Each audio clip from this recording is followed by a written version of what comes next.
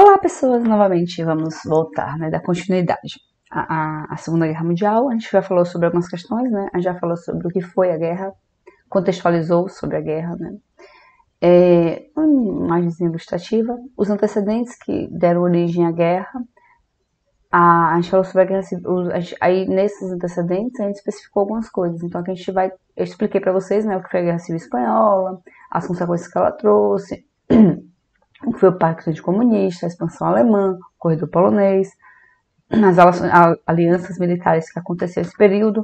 Falei para vocês o eixo, né, o que foi o eixo, a formação do eixo, como aconteceu. Aí comecei a falar sobre esses países que fazem parte do eixo e a atuação deles nessa política e como eles tiveram essa expansão e eles... O motivo pelo qual eles entraram na guerra e por que queriam entrar na guerra.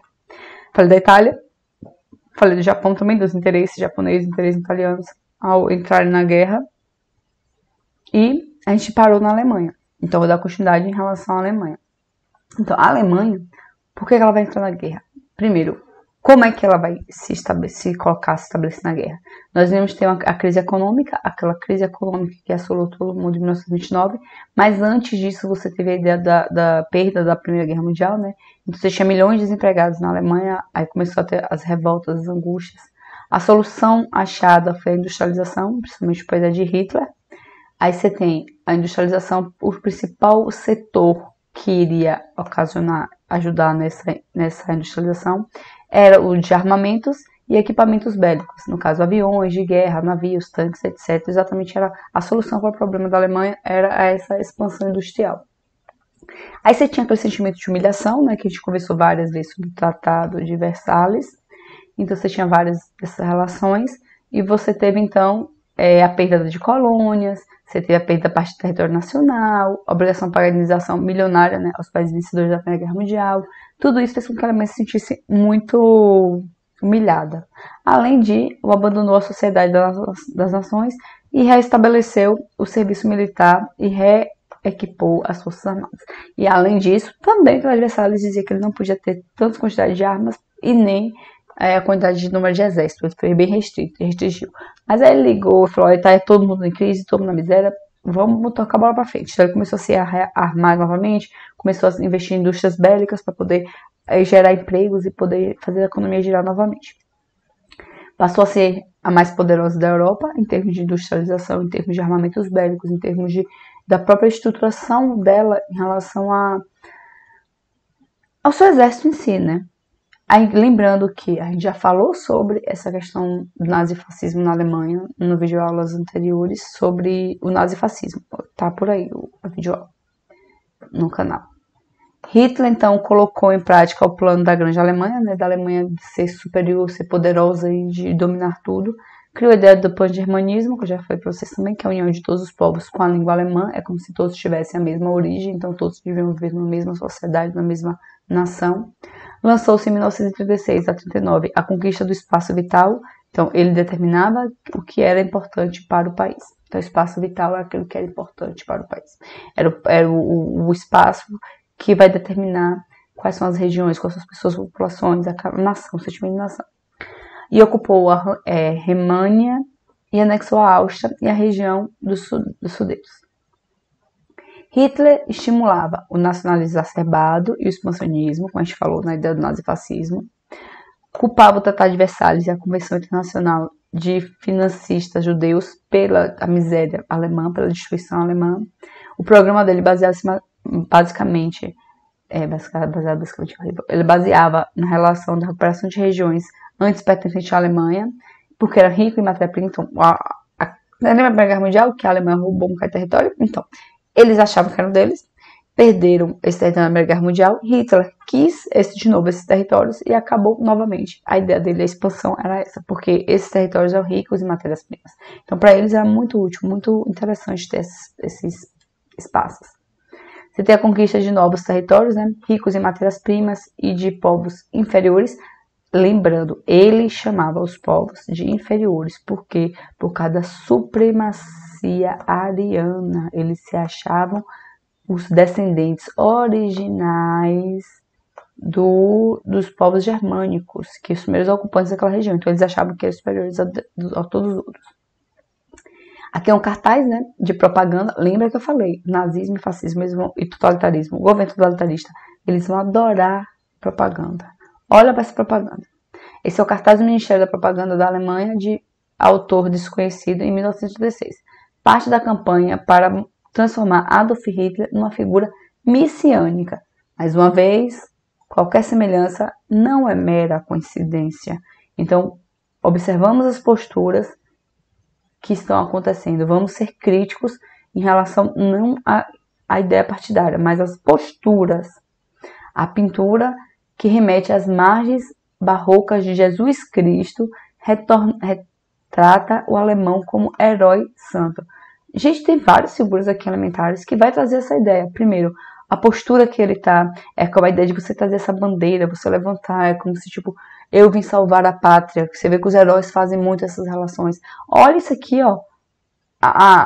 Os pássaros são bem representantes em relação a essa questão de salvar, de trazer essa visão. Veio dos céus. É como se um anjo tivesse vindo dos céus para ajudar Hitler. Por isso que eu digo que ele era bem tendencioso à ideia do cristianismo. Você tem as ideias da iluminação. Então, é uma manipulação nítida de propaganda, de mostrar que ele era o herói. Então, esse aí foi uma pessoa que fez exatamente como propaganda para o ministério, para o governo. Né? E além dele ser o messiânico, as pessoas estão seguindo ele. Então, as pessoas estão seguindo o seu líder. Então, isso, eu já falei para vocês, pesquisem sobre a política de apito de cachorro. Esse não tem o nome em inglês, mas não sei, não. Bote lá, política de apito de cachorro. E já citei até o Meteoro, que ele vai falar sobre isso muito bem. E é exatamente o que acontece nas propagandas, e que não vai atingir muitas pessoas, vai atingir as pessoas certas. Então dê uma olhada, por favor. Então, a Alemanha, ela reincorporou o SAR, invadiu a Alemanha, como eu falei, a Áustria, Tchecoslováquia, Polônia, e que era conquista vital para eles, né? Então você vê aqui a Germânia, Polônia, aqui você tem a Áustria, cadê, gente?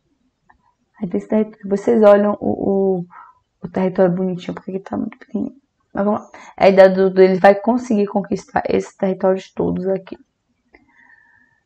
Ele vai criar o pacto germano-soviético. Lembra que a gente falou daquele pacto anticomunista? Pois é. Aqui o que acontece? Vai ver que ele deve se programar para uma guerra. O que é que ele faz então? Ele cria um pacto de não agressão germânico-soviéticos. Ele vai dizer que vai entrar no acordo de que não ocorra a invasão. Então, ele não invasão da União Soviética e permitiria a ela anexar os países bálticos. Finlândia, leste da Polônia, em troca, a Alemanha anexaria Danzig e o corredor polonês. Então, perceba. Ideologia, gente, essa pros bestas ficar brigando. Porque a galera que tá à frente de ideologia, que tá à frente de disseminação de ideologia, eles conversam, se comunicam, como eu falei da guerra. A guerra é simplesmente jovens que não se conhecem, que têm ódio de alguém que eles não conhecem, por ideologia que não é a deles, enquanto você tem os velhos, que são detentores dessa ideologia, que têm esses ódios dentro dele, e que no final o que é que fazem? Eles simplesmente fazem a coisa e negócio, enquanto a população que cegamente acredita neles, brigam. É o que acontece, é o dividir para dominar. É o que acontece nas relações hoje, né? Que nós temos a polarização exacerbada de muitas coisas, em que pessoas brigam por besteira, polarizam as coisas demais, e que as pessoas que teoricamente estão à frente dessa polarização sentam numa mesa, tomam um chá e negociam. É exatamente isso que aconteceu. Enquanto o mundo todo estava antissoviético, o que ele falou? União Soviética, é o seguinte, você fica tal país que eu não tenho interesse, em troca, você me dá tal países. E se rolar uma guerra, você não se envolve na guerra, nem eu lhe ataco. Esse foi o pacto, e isso realmente aconteceu. Então, o acordo, caso ocorresse uma guerra, não haveria conflitos entre os alemães e russos. Havia divisão de territórios polonês entre a Alemanha e a Rússia, e esse pacto durou 5 anos, porque a Alemanha vai crescer, ele vai se achar poderosa demais.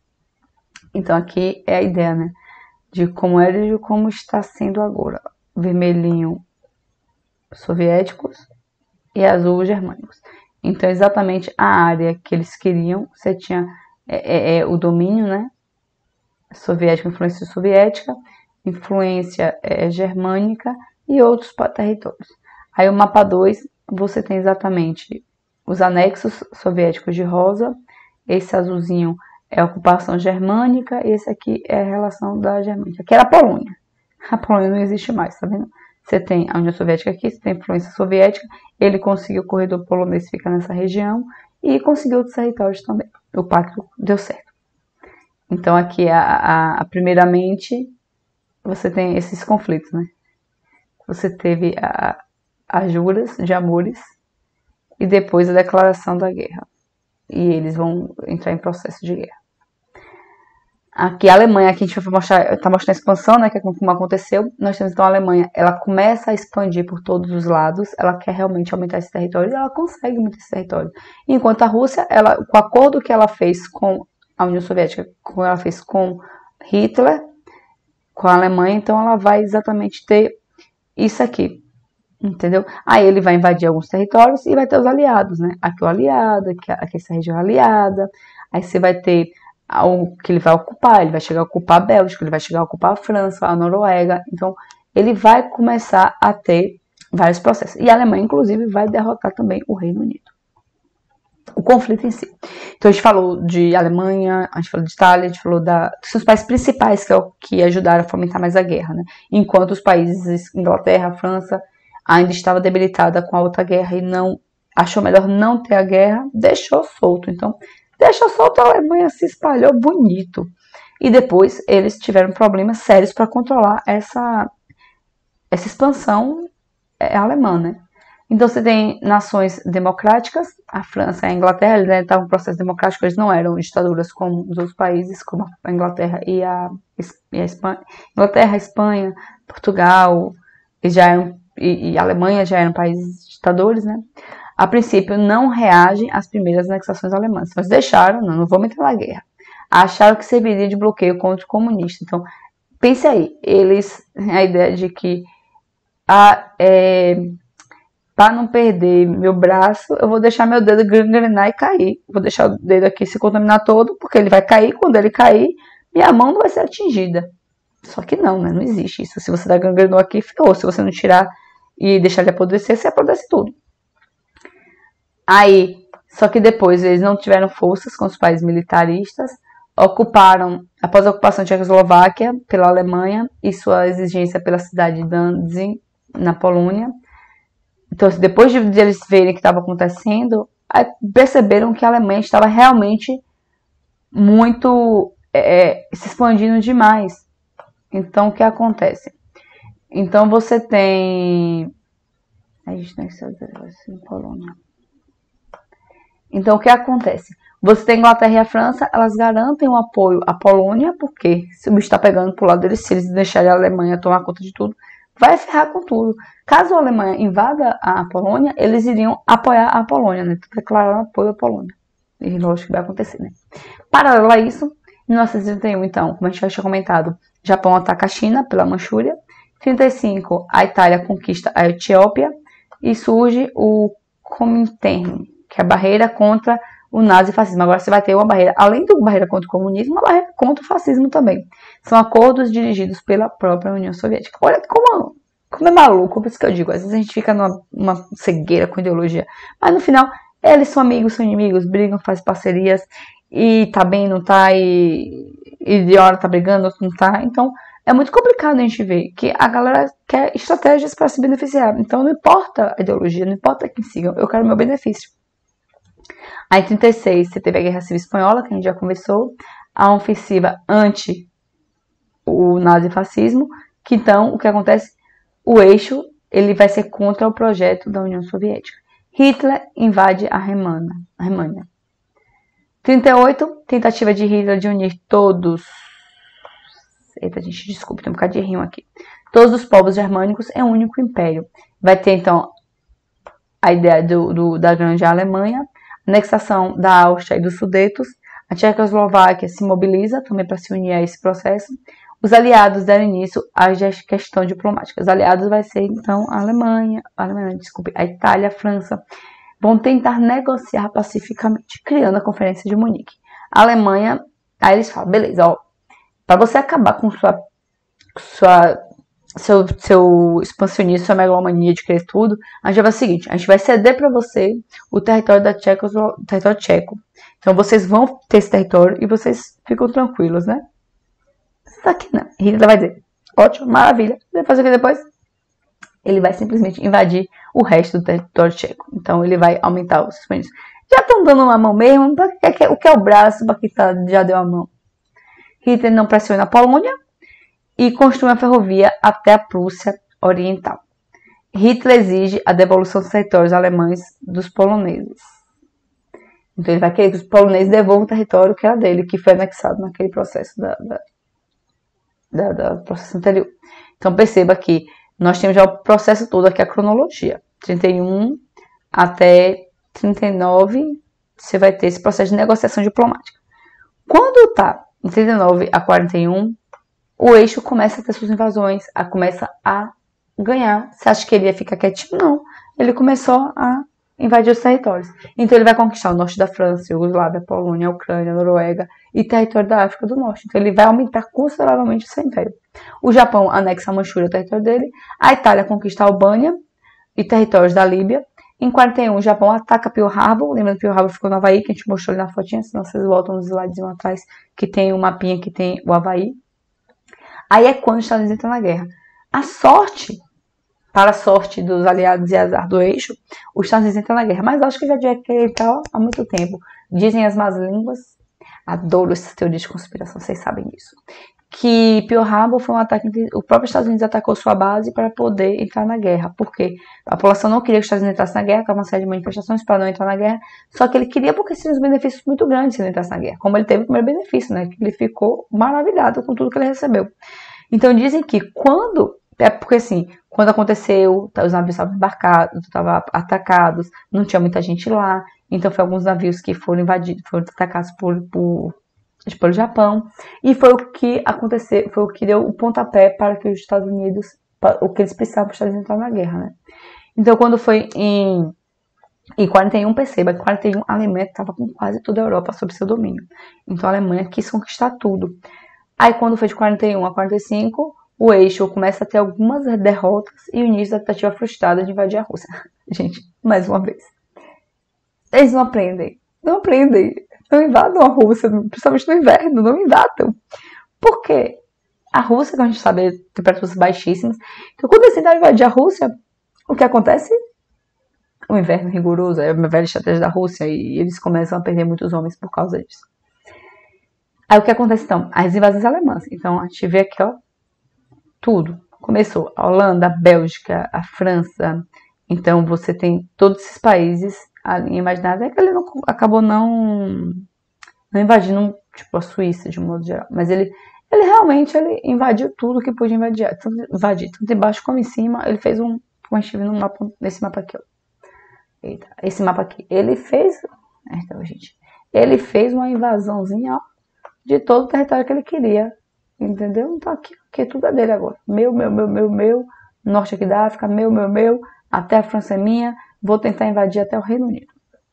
Então ele conseguiu muitas questões assim, né?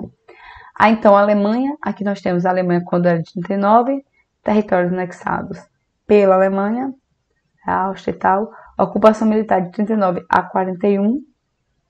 Ocupação militar de 41 a 42 de novembro. E aliados e satélites da Alemanha. Quem é aliados, satélites e tal. E adversário da Alemanha, você tem então aqui a União Soviética, você tem a França que foi invadida e você tem o Reino Unido que eram contra a Alemanha. O ataque a Pearl Harbor, então aqui você tem uma foto, né, uma imagem da representação do ataque a Pearl Harbor. E deu-se então o início à guerra. Né? Falei das causas, dos conflitos que estavam exigindo. A gente vai falar um pouquinho do início da guerra. A gente já começou a falar do início da guerra, né?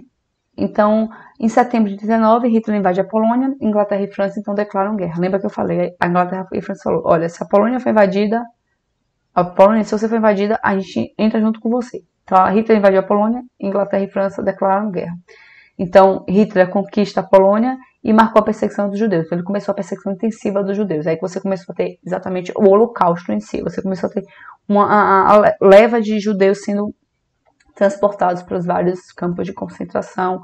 Você tem a perseguição mesmo. A princípio, os judeus tinham que andar com a estrela de Davi no braço e levados para os guetos, que são a periferia das cidades, então, saindo dos locais que eram maiores de maior circulação, iam para os guetos. Você tinha uma maioria. Aí teve uma parte do processo que, em vez de ir para os guetos, eles pegavam aquelas pessoas, jogavam dentro de navios, não, de trens, e levavam para o interior mais ainda, onde eles tinham processo de campo de concentração. Então, a guerra, né? A guerra em si. Aí, quando a declaração da guerra foi exatamente isso. A guerra foi quando a Inglaterra e a França declaram guerra à Alemanha. A guerra, o que foi a guerra? Hitler continuou sua ofensiva, não tá nem aí para declaração de guerra ou não. Aí, como eu falei, vai da Noruega, Dinamarca, conquistar a Bélgica e a Holanda. Bélgica foi estratégia, ele só invadiu a Bélgica, tadinha, porque ele queria exatamente invadir a França. Então a Bélgica era a porta ótima para eles entrarem na França. Em 40, eles conseguem dominar parte do território francês. Então Hitler, olha como Hitler, ele é muito bom estrategista, ele consegue muito colocar em vigor muito fácil suas estratégias, ele consegue realmente invadir, né? A Inglaterra ressalva pelos seus radares, né? Porque ele vai ter radares, então ele vai ver que começar a ter invasões, vai começar a ter bombardeio aéreos também. Em 41, Hitler dominou Bulgária, Iugoslávia, Albânia, Grécia, Romênia e Hungria, aquele mapa que eu falei que ele conseguiu conquistar tudo, e invade a União Soviética. Aqui é uma das besteiras que ele fez, né? Teve ataque, aí japoneses atacam a base de Pearl Harbor. Desde a invasão da China, as relações estavam estremecidas entre os Estados Unidos e o Japão. A resistência inglesa, né, desloca as batalhas para o norte da África, defende o canal de Suez. Lembra, o canal de Suez vai ser um canal que dá acesso, se eu não me engano, aos dois mares, e é bastante rico em petróleo, então ninguém vai querer perder sua fonte de petróleo. Os Estados Unidos, então, após a Pearl Harbor ser atacado, ele entra na guerra e surge, então, dois grandes blocos. Antes era um bloco que era grande, que era o eixo, e o outro bloco que era tímido, que era pequeno, que era Inglaterra e França. Quando os Estados Unidos entram na guerra, você tem surgido dois grandes blocos, porque os Estados Unidos foi destruído nada, não foi nada invadido. Só teve um caso em que um submarino atacou um navio e tal, mas mesmo assim não foi o ataque ao território norte-americano. Aí o medo dos Estados Unidos de que a Alemanha pudesse aumentar seu imperialismo e quisesse atacar eles, fez com que também eles tivessem a decisão de entrar na guerra. Então, no eixo nós temos Alemanha, Itália e França, e aliados nós temos Inglaterra, Rússia, França e Estados Unidos. Quando foi em 1943, na Conferência de Teherã, Stalin, Churchill e Roosevelt, ele vai ajustar estratégias para derrotar Hitler. Então, pensei, Stalin, gente, sim, Stalin é o socialista da Rússia e que tanto esses dois aqui, americano e inglês, aqui é da Inglaterra, aqui é dos Estados Unidos, tanto esses dois queriam perseguir os comunistas, sim, eles sentaram na mesma mesa para poder discutir estratégia para derrotar Hitler. Por isso que eu digo, ideologias só são aceitas por essa galera grande, enquanto meu benefício é garantido. Senão, bota de lado aqui as garantias, as ideologias, e a gente vai ver o que a gente quer. Depois a gente continua a nossa guerrinha. Mas a gente tem inimigo em comum, o inimigo é muito mais prejudicial. Então aqui você vai ter os bonitinhos, aqui você tem Stalin, aqui você tem Roosevelt, e aqui você tem como é? Churchill. Você tem essa galera aí. Aí você começa então a ter as estratégias estabelecidas, delimitadas. Então você começa a ter o final da Segunda Guerra começa a ser traçado, porque os Estados Unidos já está se reestruturado, muito tempo, da crise de 29, ele já ele tem boas armas bélicas, ele já tem desenvolvimento, então ele começa a se reestruturar. Aí você começa a ter, então essas grandes potências começam a cair. Lembre, tudo que cresce rápido, cai rápido. Então você tem Mussolini, em 43 Mussolini foi tirado do governo, por quê? Com a ajuda da FEB. Ai, gente, aí eu vou falar para vocês que o Brasil participou da Segunda Guerra Mundial, a gente vai falar um pouquinho sobre eles. Então Mussolini, a FEB, que é a Federação não, as forças do Exército Brasileiro, foi mais ou menos isso. Eles vão atuar, eles vão levar mais de 2.000 pracinhas, que era como chamar soldados brasileiros, para lá, e eles vão ajudar em uma das investidas, uma das lutas, para tirar Mussolini, de batalhas, né, para tirar Mussolini do governo. E Mussolini vai ser tirado porque, que eu falei, estratégia, começou a estratégia por todos os lados. A ideia do dia D, né, que é o dia realmente o dia que começou a contra-ofensiva, quando começou a proteção desses países que eram atacados pela pela Alemanha. Então, foi os Estados Unidos chegou, estratégias, beleza, armamento, e se organizou de como seria essa batalha. Em 45, a Itália... Ele, né, no caso Mussolini, deixou a Itália. Quando chegou na fronteira com a Suíça, foi preso e fuzilado. Então, ele foi preso aqui, mas aí o que acontece? O exército nazista resgatou ele. Só que quando o exército nazista resgatou, ao tentar sair da Itália, passando pela Suíça, ele foi pego, preso e fuzilado, morto. A Itália foi invadida em 1943. O norte da África serviu de base para os aliados invadirem a Itália. Mussolini, por isso também que eles queriam essa ideia do Suez, né? Para exatamente proteger, para eles conseguirem invadir.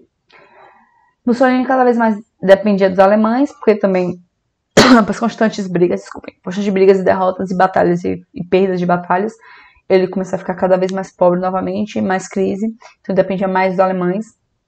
Aí tem a cidade após cidade, montanha após montanha, os aliados avançaram. O Brasil, desde 1944, enviou mais de 30 mil soldados à Itália. Os soldados brasileiros ficaram conhecidos pela sua coragem e inteligência, despertando o ódio dos alemães. Eu conto uma história dessa daí.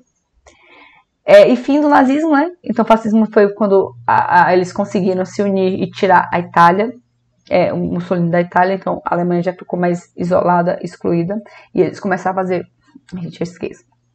uma ofensiva, e então eles, quanto mais avançava os aliados, mais a Alemanha recuava. E o fim do nazismo, né? O dia D. O dia D foi exatamente o dia da estratégia de invasão, de derrotar a Alemanha.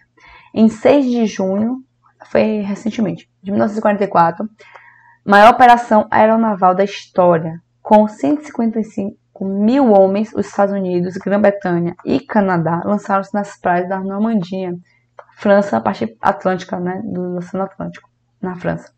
Foi o início da libertação europeia dos nazistas. Lembrando que em nenhum momento essa ideia do fim do nazismo foi pelo Holocausto, para vocês não, pra gente perceber que não existe esses países, o imperialismo ele é bonzinho, não existe. A intenção deles era, tô perdendo território, quero ganhar riqueza, o que é que eu faço? E enquanto os mortos começaram a acontecer, porque depois eles associam que no dia D foi um dia que interceptaram um trem que estavam levando muitos judeus para Auschwitz, que é onde aconteceria, é o maior campo de concentração, onde aconteceria a morte em massa dos judeus.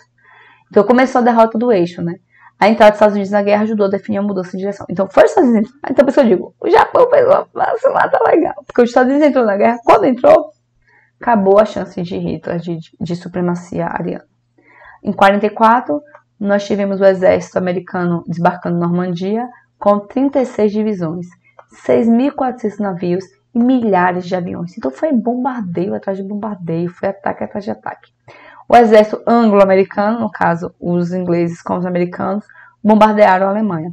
Os russos, no extremo oposto, liberavam alguns países e marchavam rumo à Alemanha. Então, a Alemanha está aqui, então você teve invasão aqui, você teve invasão aqui, você teve invasão aqui e você teve aqui. Então você teve na região da Itália para cima, você teve na região do interior, né, da Portugal, Espanha e França, e você teve no mar, você teve da Rússia. Então todas as áreas estavam encurralando cada vez mais o exército alemão, porque eles realmente fizeram uma estratégia muito boa e tinham muito mais gente, porque os Estados Unidos, como eu falei, estava entrando na guerra agora, estava fresquinho, não tinha problema nenhum, tinha muitos homens, então começou a investir. Em 45 nós temos a corrida para Berlim, né? Os russos, eles vão para todos eles, a atenção é chegar em Berlim, que é a capital da Alemanha. A atenção deles é chegar em Berlim. Então os russos pelos oestes, americanos e ingleses russos pelo leste, americanos e ingleses pelo oeste. 1º de maio, os russos chegam a Berlim. 7 e 8, os americanos e ingleses chegaram. Então veja, a gente começou em 44 e 6 de junho de 44, as estratégias começando pela Itália, e finalizou em 1945. Então, quando foi assim, os russos chegaram, dia 1º de maio, 7 e 8, os americanos chegaram. Então, americanos e ingleses chegaram, então eles encurralaram mesmo os nazistas. Aqui, ó, a ofensiva do dia D. Então, você tem essa ideia aqui, né, o que partiu da Grã-Bretanha. Então, eles tinham a ofensiva saindo do norte da África, subindo. Você tinha a ofensiva que vinha da região aqui de Normandia, e que vai ocupar o espaço e vai invadir a Alemanha países aqui nessa região. Ai, para aí. E você tem também aqui na Rússia. Então perceba que eles ficam encurralados mesmo. A intenção era essa, ele não saber para onde agir. E não tem gente suficiente para isso. Quando ele tentou invadir a Rússia, eles perderam muitos homens. Então teve um período que Hitler ele vai convocar todo mundo adoidado, criança, velho, todo mundo ele vai ser convocado sem estrutura nenhuma, sem conhecimento nenhum de armas. Então ele vai entrar no desespero. Aqui, em 1945, 28 de abril, Mussolini é fuzilado, aqui a imagem de Mussolini fuzilado, e dia 30, Hitler se suicida. Então, ele vai se suicidar. A ideia é de que ele se suicidou exatamente para que ele não fosse preso, um preso político, porque ele sabia das consequências que poderiam gerar.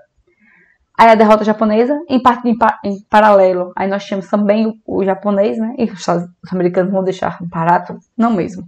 Então, o que aconteceu? Os americanos então conquistam a ilha de Ujaya, ilha japonesa no Pacífico.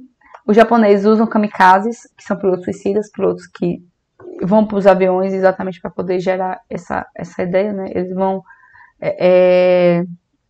nas ofensivas para poder atacar.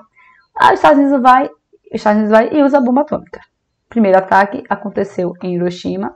Você matou 6 de agosto, né? Matou 640 mil pessoas.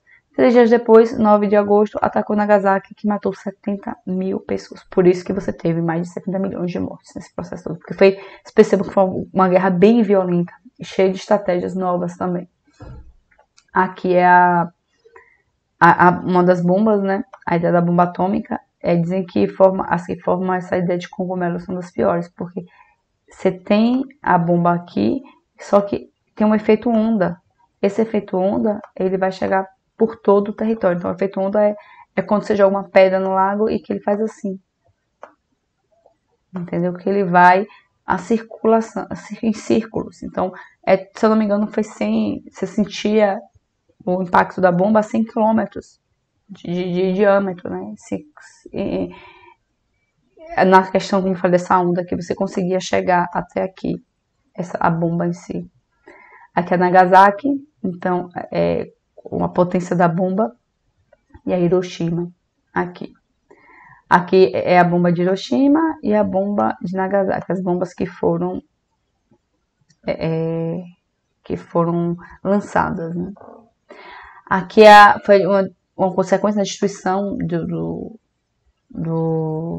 da bomba em si. Quando a bomba caiu, a pressão foi tão grande que acabou destruindo várias cidades, como eu falei, 100 quilômetros de diâmetro. Aqui é a imagem de um sobrevivente da bomba de Hiroshima, né? Que ele deve estar bem longe, no mínimo, e que quando ele foi para lá, isso aqui foi a queimadura causada pela bomba, né? Então, não necessariamente ele não estava próximo, ele estava numa cidade mais distante, mas ele teve as consequências da bomba também. Os Estados Unidos versus o Japão. O Japão se negava a render-se. É a ideia que dizem, mas dizem que o Japão não se negou tanto a se render, mas é que as pessoas acreditavam que ele teria... ele não tinha mais condições, né, de lutar, porque já tinha sido devastado. Aí no dia 6 de agosto lançou uma bomba atômica, porque disse, o Japão ainda está de brincadeirinha. Aí o que os Estados Unidos fez? Para aniquilar de vez com o Japão, então ele lança essas 2 bombas, onde cerca de 160 mil pessoas morreram, e o Japão ele se rende em 2 de setembro. Então você vai ter, a partir da rendição do Japão, você tem o final da Segunda Guerra Mundial declarado. Então é esse processo. Então, a Segunda Guerra Mundial a gente fecha aqui, a gente falou da atuação da Alemanha, como a Alemanha ela vai manipular toda a situação para poder entrar na guerra e como é que vai ser as consequências. Então, assim, é muito extensa, muita coisa. Próxima aula eu vou falar mais um pouquinho sobre o Brasil na guerra, sobre algumas outras curiosidades. Valeu, gente? Então, até a próxima. Beijinho.